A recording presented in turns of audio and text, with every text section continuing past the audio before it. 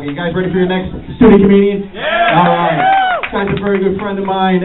He actually works for Comcast, and you can yell at him about your bill afterwards. Please put your hands together for my good friend, Mr. Mike Devine.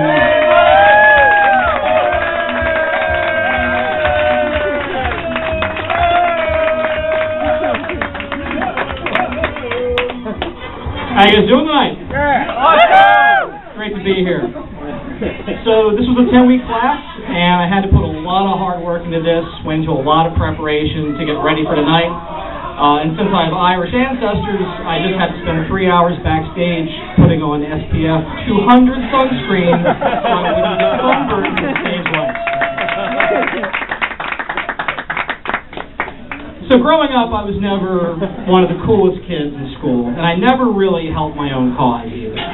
When I was about 8 years old, I could have chosen any musical instrument in the world, anything, something really cool when I was 8, something like the trumpet, maybe the saxophone or the guitar. But no, I picked the clarinet. Because like most kids in the 1980s, I dreamed of one day joining a Lawrence Welk tribute. They really should have interventions for young kids who want to play lame instruments. My band director should have pulled me aside and said, "Now, Michael, are you sure you want to play the clarinet? You understand you're just going to get beaten up more often than you do already, right?" So a friend of mine recently shaved his head, and that happens to be a good look for him, but that would really look stupid on me. You see, if you haven't noticed yet, my head is perfectly round. And if I shaved off all of my hair, I would look exactly like Charlie Brown. And that would get really annoying. I'd have to wear a yellow zigzag shirt everywhere. I'd have a little white beagle following me around. I'm not even a pet person, really. So I love all the great food in Philly. But there's one local delicacy I will never understand. And that is scrapple. In fact, I've never even seen a commercial on TV for Scrapple. I've never seen this, and there's a reason for that. Imagine an ad agency trying to figure out how to sell more Scrapple. They get together and say, "All right, team, we've got to figure this out. We have to sell more Scrapple." So, pork is the other white meat. So maybe we could say Scrapple is the only gray meat. Or green. It doesn't even sound appetizing. Where did the name come from? It's the only food with the word crap and scrap right in the name. If it were called Trashel, would you eat it? I really am trying to eat right. I'm trying to stay in shape. But the portion size of everything these days is ridiculous. Starbucks just came out with a new size of coffee called the Trenta. It has 31 ounces of coffee in it. And coincidentally, it's designed to keep you awake and jittery and making constant trips to the bathroom for 31 straight hours. Such a dumb name, too, Trenta. I actually had to look it up on Wikipedia. Apparently, Trenta is Italian for methamphetamine coffee drink. It would probably get really expensive, too. Because along with 31 ounces of coffee, I'd have to buy a gallon of cream and then a 5-pound bag of sugar. A lot of my friends are having kids these days.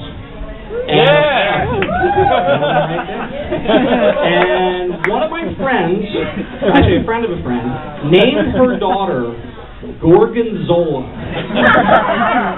Yes, that is a blue cheese from Italy. And that held the title of the dumbest baby name ever until she named her second child Baby Swiss. Probably not a good idea to name your kids after food either. Oh, your daughter's name is Barbara? Barb? Oh, well, Barbara is a lovely name. Actually, no, it's short for rhubarb. So I got engaged a few months ago.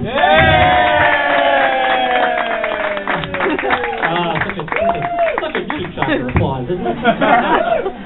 And I don't miss being single at all. The dating scene is just incredibly hard. all of my well-meaning friends would say, Mike, what kind of girl are you looking for? And based on my experience, I'd say, the kind that returns my phone calls. Oh, you're so funny. I'd say, I'm really not kidding. During the day, I work in IT. And I'm usually scared to tell people that because most people just really don't want to hear about some guy from IT talking about his job. In fact, probably most of you have already tuned out and don't care either, unless you're secretly wondering, maybe that guy can fix my printer. And the answer to that is no. I'm very thankful for having a good job, though, because interviewing is such a hassle. And it was especially hard when I was young and unprepared. One interviewer from a company called U.S. Healthcare asked me, so, Michael, what do you know about our company? And I froze. I really did not know what U.S. Healthcare did. So I managed to blurt out a sentence, and I sounded exactly like Beavis's old friend Butthead. You provide, like, healthcare to, like, people in the U.S. or something? And thank you for laughing at that reference from 1993. They ask ridiculous questions, too. So, Michael, what's your biggest weakness? I could say, well, I'm just too much of a perfectionist. And that's not really a weakness. I could say, well, I'm just really lazy and unprofessional. And they're not going to hire me. So I have to be honest and say my biggest weakness is $2 Guinness night at the local pub. Because I am Irish and you are an equal opportunity employer. Back in college, I worked at Disney World, and I actually drove the monorails for a summer, which was a lot of fun. But it was kind of strange. I actually had to calm people's fears about riding on a slow-moving train. I had one passenger actually say, are these trains safe? Are they safe?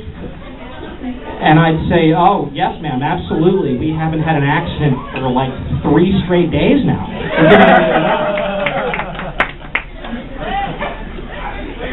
And it was funny, I had to convince people that actually I was the one driving the train. I was actually in control of it.